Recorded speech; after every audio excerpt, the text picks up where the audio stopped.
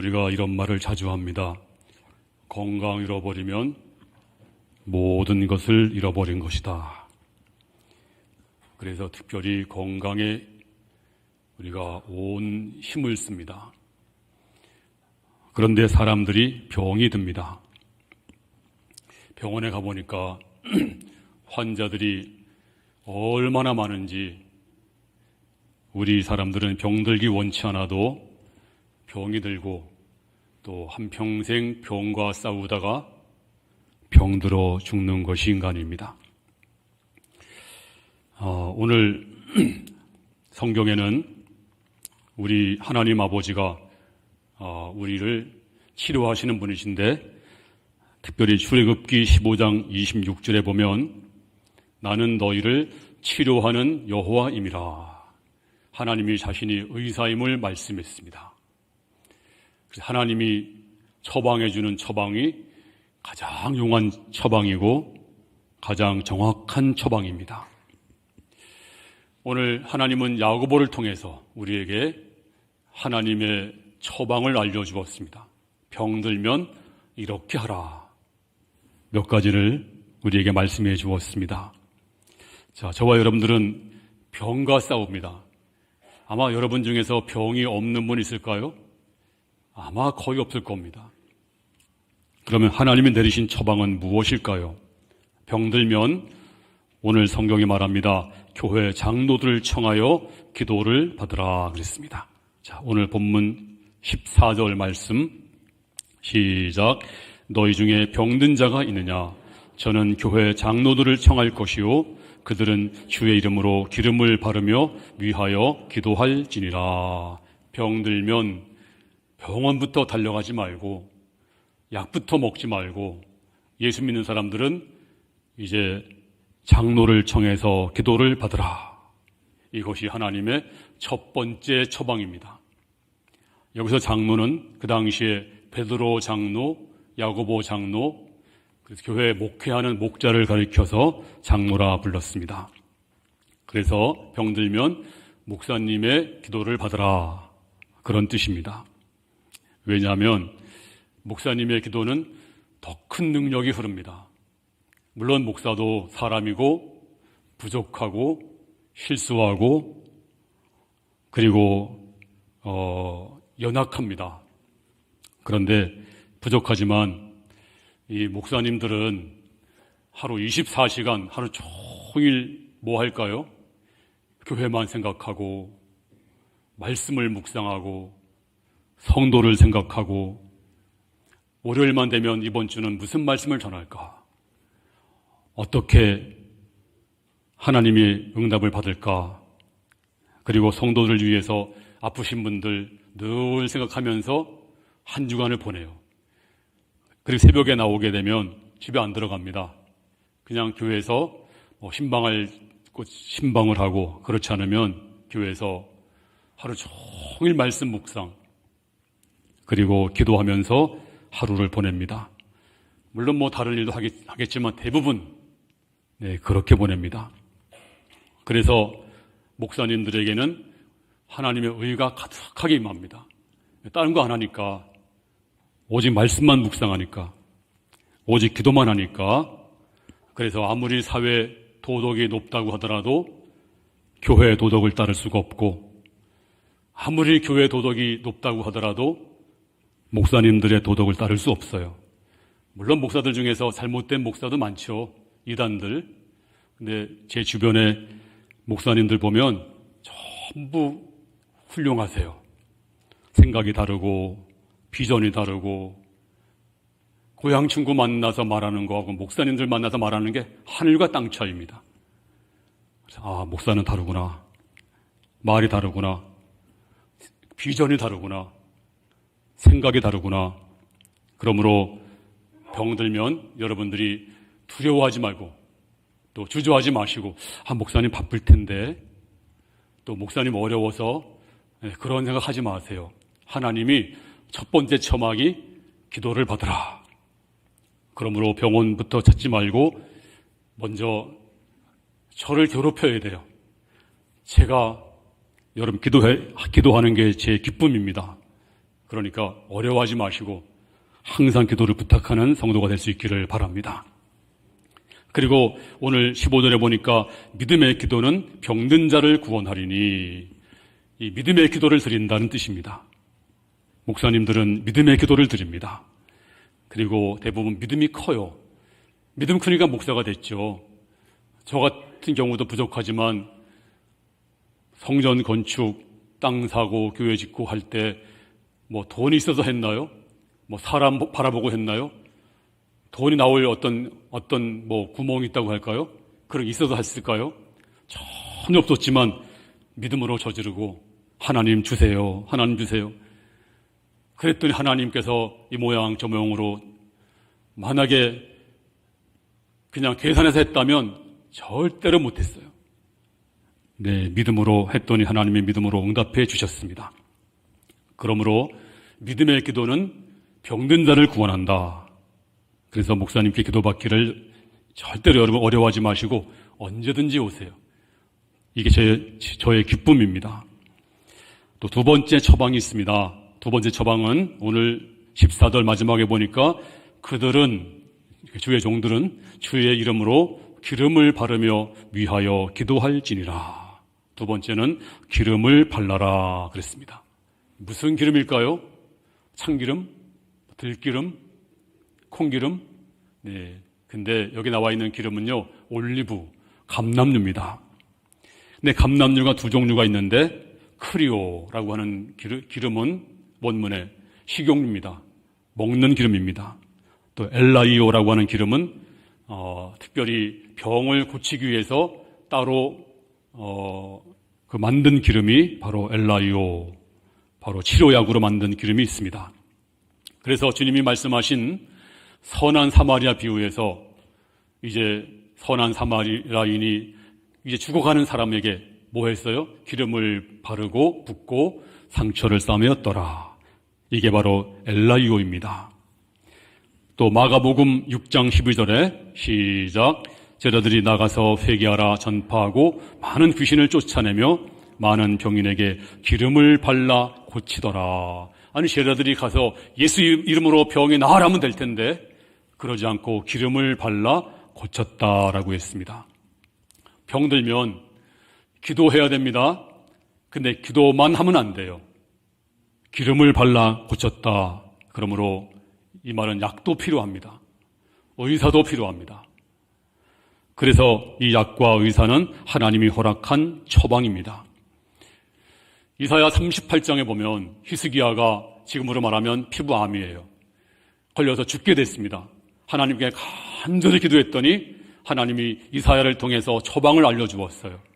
자, 어떤 처방이었을까요? 이사야 38장 21절에 시작. 이사야는 이르기를 한 뭉치 무화과를 취하여 종초에 붙이면 왕이 나으니라. 무화과 뭉치를 상처에다 붙여라. 그랬더니 깨끗하게 나았어요. 이게 민간요법입니다. 지금도 그렇게 한다고 합니다. 그래서 우리가 기도할 때 기도를 열심히 해야 되지만 약을 통해서, 의사를 통해서 치료한다는 것도 우리가 알고 이것도 하나님의 처방이다 믿으시기 바랍니다. 2022년도 통계를 보니까요, 우리나라 65세 이상 되신 노인들 중에서 치매 환자가 한 90만 명 정도 된대요. 유병률이 10명 중 1명. 여기에도 아마 치매 환자가 계실 것 같아요. 그 통계를 보면 10명 중 1명이니까 치매 걸리면요 참 괴로운 겁니다. 본인도 괴롭고 식구도 괴롭고 절대 걸리지 마시기 바랍니다. 근데 저도 이제 건망증이 심해서 치매인가 하고 이제 자료를 찾아봤어요. 그랬더니 저는 뭐 의학 지식이 없습니다. 제가 성경은 제가 얼마든지 말할 수 있지만 의학은 그냥 나온 통계 자료만 제가 말씀을 드리려고 해요. 용서하십시오. 치매는 퇴행성 뇌질환이 있는데 이게 알츠하이머라고 해서 70%, 그리고 나머지 혈관성 치매가 30%라고 합니다. 또 치매는 선천적인 그 원인으로 생기신 분도 있고 후천적으로 관리를 잘못해서 생긴 분도 있다고 해요. 근데 치매는 보통 65세부터 시작한대요. 근데 갑자기 65세에 대해서 시작하는 것이 아니고 알아보니까 벌써 20년, 30년 전부터 쭉 진행돼 오다가 60세, 70세에 나타난다는 겁니다. 그러니까 갑자기 생긴 게 아니에요. 그래서 이 치매를 걸린 사람들 데이터가 있습니다. 그러니까 이런 사람들이 치매에 걸리더라는 것입니다. 어떤 사람일까요? 한 세 가지가 있는데요. 첫 번째는 잘 넘어지는 사람. 몸은 건강한데 잘 넘어진 사람 보니까 이미 전두엽에서 문제가 생겼대요. 혹시 여러분 잘 넘어지면 치매를 의심하게 해보고 또 미리 예방하면 늦출 수가 있다고 합니다. 또 두 번째는 화를 잘 내는 사람. 선천적으로 화를 잘 내는 사람도 있습니다. 그런 사람 말고 차분한데 갑자기 화를 자꾸 잘 내요. 그런 분도 뇌가 벌써 이상이 와서 자기 통제가 안 되는 거예요. 네, 이런 사람도 치매가 진행될 수 있다는 겁니다. 그 다음에 세 번째는 담배를 금연구역에서 막 피우는 사람, 빨간불에서 막 건너가는 사람, 그리고 이제 자기 절제가 잘 안 되고, 그리고 막 선을 넘는 사람, 어느 회사든지 공동체에서 막 선을 넘어서 막 그냥 하는 사람도 있잖아요. 왜 그럴까요? 물론 그런 선천적으로 그런 사람이 있긴 있지만 이 뇌에서 절제가 안 되게 되면 이런 사람들이 치매가 많이 걸리더라 하는 것입니다. 그리고 후천적으로 치매가 잘 걸린 사람 세 가지가 또 있습니다. 첫째는요, 이건 데이터입니다. 운동을 안 하는 사람이 치매에 잘 걸리더라 하는 겁니다. 운동을 열심히 한 주일에 2번 정도 잘 걷는 사람은요, 치매에 훨씬 더 안 걸린대요. 운동 안 하면 치매 걸린다. 네, 그냥 통계입니다. 또 두 번째는요, 가공식품, 또 붉은 고기, 또 배달 음식, 네, 이런 거를 즐겨 먹는 사람들이 잘 걸리더라. 근데 식사를 건강하게 하시는 분들은 그분들에 비해서 훨씬 더 안 걸린대요. 그러니까 노인일수록 식사를 건강식으로 잘 하셔야 됩니다. 그 다음에 세 번째가 가장 중요한데요. 나이 들매 굴복하는 사람이 잘 걸리더라. 나 늙었어. 나 나이 들었어. 힘든 거 못해. 조심해야 돼. 나 이제 나이 들어서 이제 나는 이제 끝났어. 네, 이렇게 마음을 먹게 되면 치매가 금방 온대요. 나이 들물 거부하라. 무슨 말이냐면, 네, 새로운 거 배우는 거를 거부한대요. 복잡한 거 싫어한대요. 새로운 거 학습하는 거 싫어하고, 안주하려는 사람. 네, 이런 사람들이 치매가 잘 걸린다는 거예요. 그러니까 나이 들수록 자꾸 배우려고 하고, 그리고 나이 들매 굴복하지 말고, 나는 할 수 있다. 계속 학습하고 공부하는 사람은 훨씬 더 덜 걸리니까, 예방하는 방법이니까 가장 좋은 방법이 뭘까요? 성경 보는 겁니다. 성경 보는 게 가장 좋은 방법이래요. 그렇지 않은 의사들이 그럽니다. 그리고 공부하는 거. 김용석 교수가 102세인데 지금도 공부합니다. 그러니까 정신이 총명하십니다. 근데 아예 거부하고 학습하기 싫어하고 복잡한 거 싫어하고 이런 사람들은 치매 잘 걸리더라 하는 것입니다. 8년 어느 성도님이 저한테 그래요. 목사님, 제가 8년 전에 간경화가 왔습니다. 간이 굳었는데 기도 중에 하나님께서 야, 너 레몬즙을 짜서 먹어라 그러더래요. 감동이 왔대요. 그래서 레몬즙을 꾹꾹 짜가지고 한 1년간을 아침 저녁으로 먹었대요. 계속 먹었대요. 그랬더니 제 간경변이 정상이 됐습니다. 이거는요, 그 개인의 사례이니까 다른 분들 다 통용되는 게 아니에요. 사람마다 다릅니다. 또 어떤 분은 그래요. 이분도 간경화였는데, 저는 기도 중에 양파, 또 양배추를 즙을 계속 먹었다는 거예요. 열심히 먹었대. 생야채도 먹고, 생양파도 먹고, 양배추 먹고, 짜서 먹고, 계속 먹었더니 나았더라. 네, 이것도 그분 개인의 사례니까 하나님이 어떻게 역사할지 몰라요. 근데 문제는 하나님이 여러분을 기도할 때 좋은 의사 만나게 해주시고 좋은 양 만나게 주어서 우리가 이것도 하나님의 처방이다 라고 믿어야 됩니다. 근데 고집 부리면 안 돼요. 내가 맹장 걸렸는데 하나님이 고쳐줄 줄로 믿습니다. 그냥 있으면 어떨까요? 살까요? 죽을까요? 그건 죽어요. 만약에 선교지에 가서 선교지는 의사도 없고 약이 없으니까 그때 하나님 고쳐주세요 기도하면 하나님 고쳐주시지만 그런 데는 의사가 있는데 약이 있는데 하나님은 그런 하나님이 아닙니다. 제 동기 목사님 중에서 김건태 목사님이 세상을 떠났습니다. 지난주에. 그 아들이 우리 교회 전도사로서 심무한 우리 김영재 전도사님 아실 분 아실 거예요. 이분이 우리 교회에서 개척을 했어요. 그분 우리 교회에서 개척을 내보낸 교회인데 우리가 개척을 내보내고 그 개척 모든 그 비용을 우리 교회가 대고 한 몇 년간 목회를 하셨던 분인데 갑자기 신장이 나빠져가지고 이분이 이제 그 동생이 그 신장을 줬어요. 그래서 수술을 해서 건강을 얻었습니다. 근데 이분이 어떤 기도원 원장님이 오시더니 당신은 이제 약 먹으면 안 됩니다. 약을 끊으시기 바랍니다. 믿음으로 고치세요. 그래서 그 말 믿고서 약을 끊었어요. 죽었을까요? 살았을까요? 죽었습니다. 그러니까 고집 부리면 안 됩니다. 의사가 있는데 약이 있는데 내가 물론 믿음으로 고쳐야 됩니다. 근데 의사도 약도 하나님이 주신 처방이다라고 믿고 우리가 잘 따라야 됩니다. 그 다음에 세 번째로 병들면 죄를 고백하라 그랬습니다. 자, 16절. 시작. 이러므로 너희 죄를 서로 구하며 병 낫기를 위하여 서로 기도하라. 의인의 간구는 역사하는 힘이 많으니라. 병들면 너희 죄를 서로 구하라. 고백하라. 병들면 병원부터 막 하지 마시고 내가 회개할 게 뭐가 있는가? 내가 누구와 좀 맺혀 있는 게 있는가?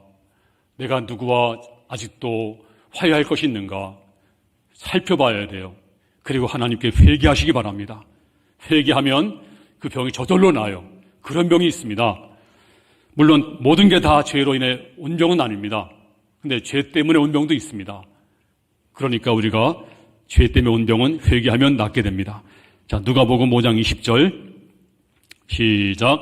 예수께서 그들의 믿음을 보시고 이르시되 이 사람아 내 죄 사함을 받았느니라. 주님이 중풍병자에게 네 병 나았다라고 말씀하는 것이 아니고 내 죄 사함을 받았느니라 했더니 병이 깨끗하게 나은 줄로 믿습니다. 그러므로 회개가 바로 치료하는 약입니다. 그 다음에 네 번째는 병 낫기를 16절에 보니까 병 낫기를 위하여 서로 기도하라. 서로 기도하라. 뭘까? 중보기도입니다. 병 나면 숨기지 마시고 가서 일러주세요. 권사님, 제 병은 이런 병이 있어요. 기도해 주세요. 집사님, 기도해 주세요. 하면서 서로 기도하라. 이리에 큰 교회 목사님 딸이 눈이 실명이 됐습니다. 거의 차례로 점점 실명이 돼갑니다. 그러니까 목사님이 답답하니까 금식 기도도 하시고 온 교회가 기도했는데 안 낫는 거예요. 근데 이 딸이 이화여대 대학교 3학년 때인데 이제 더듬더듬 가니까 선배 언니가 4학년 언니가 야, 너 왜 그래? 그러니까, 나는 눈이 점점 멀어져서 이제 곧 다친대. 의사도 안 된다 그러고 약도 없고 이제 나는 이제 얼마 안 있으면 눈이 다친대. 그러니까 4학년 선배 언니가 놀래가지고 야, 내가 기도해 줄게 하더니 데리고 가서 담벼락에다 세워놓고 하나님 앞에 간절히 기도했대. 하나님, 얘가 왜 그래요? 하나님 도와주세요. 잘못한 것이 있나요? 주의 이름으로 낫게 해주세요 하고 그냥 청년이 어떻게 세련되게 기도하겠어요? 그냥 기도했대요. 그랬더니 갑자기 눈이 밝아지면서 눈이 시력이 돌아왔습니다. 자, 여러분, 그 아버지가 목사님인데 얼마나 기도했겠어요? 교회에서 얼마나 기도했겠어요? 근데 한 청년이 기도하니까 나았습니다. 그러니까 언제 어떻게 역사할지 몰라요. 그러므로 병 낫기를 서로 구하면서 기도하라. 여러분이 병들면 순장님이 기도하시면 날 수가 있어요. 목사님이 기도해서 꼭 낫는 게 아닙니다. 누가 기도하더라도 날 수가 있습니다. 그러니까 평신도가 기도하더라도 날 수가 있으니까 서로 구하면서 기도할 때 하나님의 역사가 나타날 줄로 믿습니다. 할렐루야. 그러면 오늘 성경이 말합니다. 그 기도가 어떤 기도냐? 오늘 성경이 말합니다. 믿음의 기도는 역사하는 힘이 많으니라. 믿음의 기도는 역사하는 힘이 많다. 의인의 간구는 역사함이 많다. 오늘 성경이 말씀합니다. 믿음으로 기도하라. 그럼 어떻게 기도하는 것이 믿음으로 기도하는 것일까요? 어떻게 기도하는 것이? 한 예를 오늘 성경에서 엘리야처럼 하는 것이 믿음으로 기도하는 것이다 그랬습니다. 자, 오늘 17절 말씀 시작. 엘리야는 우리와 성정이 같은 사람이로되 그가 비가 오지 않기를 간절히 기도한즉 3년 6개월 동안 땅에 비가 오지 아니하고. 네, 어떤 기도일까요? 믿음의 기도는, 병을 고치는 기도는, 응답받는 기도는 엘리야처럼 기도하는 것이다. 그러면 엘리야가 어떻게 기도했을까요? 이제 갈멜산에서 850명의 우상 숭배자들, 또 모든 백성들이 지켜보고 있습니다. 3년 6개월 동안 비가 오지 않았습니다. 그때 한 기도가 바로 엘리야의 기도인데 그 기도 한번 들어볼까요? 열왕기상 18장 36절 시작.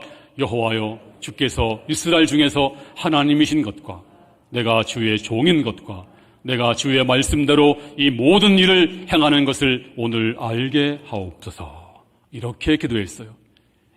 이렇게 기도하는 이 기도가 어떤 기도일까요? 하나님이 이 백성 중에서 하나님이신 것을 알게 하여 주옵소서. 여기서 하나님이 응답하지 않으시면 백성들이 뭐라고 하겠습니까? 하나님의 이름을 위해서, 하나님의 영광을 위해서, 하나님 자신을 위해서라도 응답해 주세요. 하나님이 하나님이신 것을 알려주세요.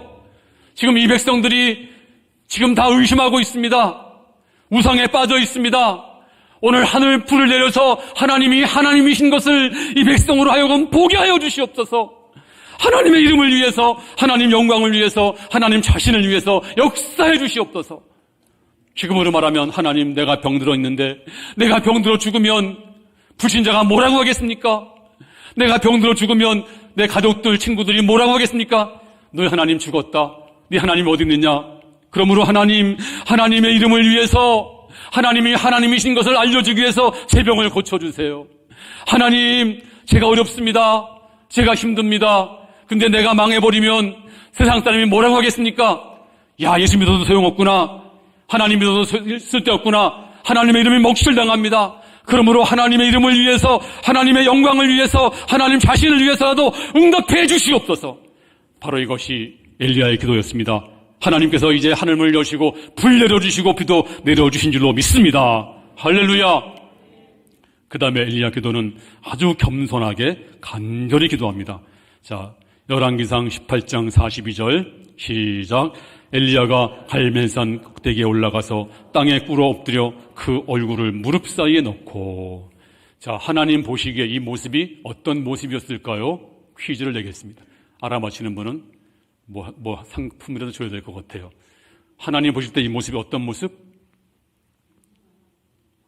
감이 안 오나요? 하늘에서 내다보면 어떤 모습이에요? 동그라미일까요? 아니면 세모일까요? 네모일까요? 네. 어떤 성경학자가 말하기를 직사각형이었다 그래요. 그냥 머리 없죠. 머리를 무릎에 집어넣었으니까. 그 다음에 무릎 꿇었으니까 다리 안 보이죠. 그러니까 위에서 볼 때는 직사각형. 그리고 이 모습은요, 교만이 하나도 없는, 머리를 쳐들지 않고, 정말 하나님, 나는 이제 응답 안 해주시면 나는 죽었습니다. 완전히 이불을 반듯하게 개놓은 것처럼 그렇게 하나님이 보셨을 것이다 그래요. 이것은 정말 겸허한 마음으로 하나님 응답해 주셔야 됩니다. 그리고 또 오늘 본문이 있는 5장 17절에 보니까 그가 비 오지 않기를 간절히 기도한즉, 그리고 비 오기를 간절히 기도한즉 하나님께서 응답했다고 말씀했습니다. 그의 기도는 간절한 기도였습니다.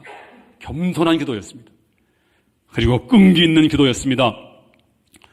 오늘 열왕기상 18장 43절에 보면 그 사환에게 이르되 올라가 바다 쪽을 바라보라. 그가 올라가 바라보고 말하되 아무것도 없나이다. 이르되 7번까지 다시 가라. 그 기도는 금방 끝난 것이 아닙니다.